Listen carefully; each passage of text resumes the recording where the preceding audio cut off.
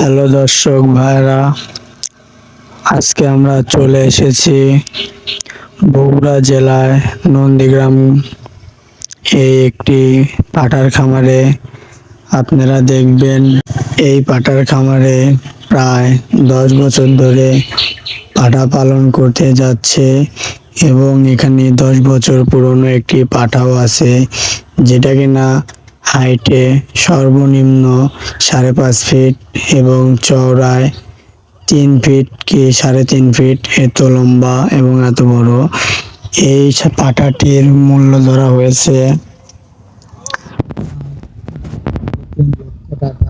এই পাঠাটি যখন গতবার বাজারে বিক্রির জন্য তোলা হয়েছিল, তখন এই পাঠাটির দাম ছাগলের ব্যবসায়ীরা বলেছিলেন মাত্র 1,45,000 টাকা, কিন্তু এই ছাগলের মালিক এবার ওই একই পাঠার দাম আশা করে সর্বনিম্ন 3 লক্ষ টাকাও হতে পারে। আর এত বড় পাঠা আমার মনে হয় না যে এখন কোনো জায়গায় আছে, কারণ 3 লক্ষ টাকা দিয়ে এখন একটা বড় সড়ো গরু কিনতে পাওয়া যায়, কিন্তু সেই 3 লক্ষ টাকা দিয়েই যদি এখন একটা মাত্র পাঠা কিনতে হয়, তাহলে আপনারা ভাবতে পারছেন না পাঠাটা কত বড়। সাধারণত এই যে পাঠাগুলো দেখছেন, এগুলো হলো ছোট, এগুলো প্রায় 2 বছর ধরে লালন পালন করা হচ্ছে,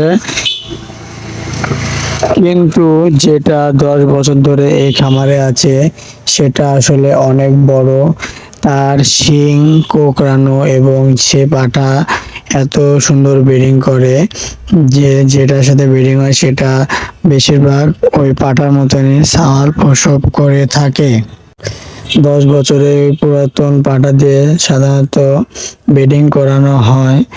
আপনারা যারা দূর দূরান্ত থেকে ব্রিডিং করাতে চান এই পাঠা দিয়ে, তারা অবশ্যই স্ক্রিনে দেওয়া নাম্বারে যোগাযোগ করবেন, এবং যদি নাম্বারে যোগাযোগ না করতে পারেন তাহলে অবশ্যই আমাদের কমেন্টে আপনাদের নাম্বারগুলো দিয়ে যাবেন।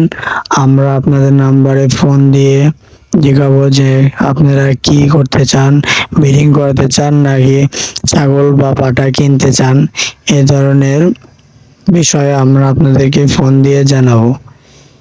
এই যে ভাই এই ছাগলের খামারটি দিয়েছিলেন, যখন এই ভাই মাত্র 15টি ছাগল দিয়ে এই খামারটি শুরু করেছিলেন, আপনারাও যারা অল্প ছাগল দিয়ে খামার শুরু করতে চান, তেনারা আমাদের চ্যানেলে ভিডিও দেওয়া আছে, ভিডিও দেখে পরামর্শ নিতে পারেন। যদি পূর্বে কোনো জ্ঞান না থেকে থাকে, অভিজ্ঞতা না জেনে থাকেন, তাহলে অবশ্যই আমাদের ভিডিও দেখে কিছু জ্ঞান নেওয়ার পরেই আপনারা খামার পরিচালনা করবেন। কারণ ছাগলের খামারে যদি পূর্বে অভিজ্ঞতা না থাকে, তাহলে কখনোই ছাগলের খামারে কোনো প্রকারের লাভ করা যায় না। যে কারণে যদি জ্ঞান না থাকে তাহলে আমার ভিডিও দেখুন, আমার ভিডিও ভালো না লাগলে অন্য কারো ভিডিও দেখুন, কিন্তু ভিডিওটি দেখে তারপরে ঠান্ডা মাথায় ভেবে চিনতে তারপরে ছাগলের খামার দেওয়ার জন্য প্রস্তুত হবেন। কারণ রাগের মাথায় বা জেদের মাথায় যদি আপনি ছাগলের খামার দিয়ে থাকেন, তাহলে কখনোই লাভবান হতে পারবেন না। আর আজকের ভিডিও এই পর্যন্তই। ভিডিওটি কেমন লেগেছে কমেন্টে জানাবেন। খোদা হাফেজ।